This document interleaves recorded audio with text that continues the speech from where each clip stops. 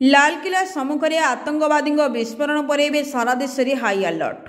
पर्यटन सहर पुरी को प्रतिदिन हजार हजार लोकों आगमन होइतिबारु आतंकवाद कार्यकलाप आशंका को दृष्टि रखा श्रीमंदिर समेत समग्र पुरी जिले में हाई अलर्ट जारी होइछि। सबुआडे पुलिस पक्षरु कड़ा सुरक्षा व्यवस्था ग्रहण करा पुरी पुलिस पक्षरु कहुछि। हेले वर्तमान स्थिति में श्रीमंदिर और पुरी सहर पर बड़ होउछि बेआईन लजिंग। श्रीमंदिर चारिपाखरे थिबा साहीगुड़िक छतु फुटिला भली बेआईन लज तथा होम स्टे रही।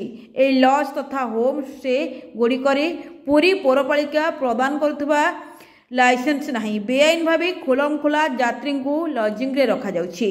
रहुतबा यात्री कौनसी परिचय पत्र रखा जाउ नहीं।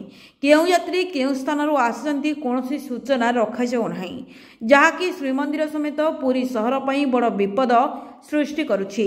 जदि कहीं दुर्बृत्त ई बेआईन लज रे रही किछि अघटन पई षडयंत्र करे आगामी दिन में भयंकर अघटन घटिबार आशंका रही।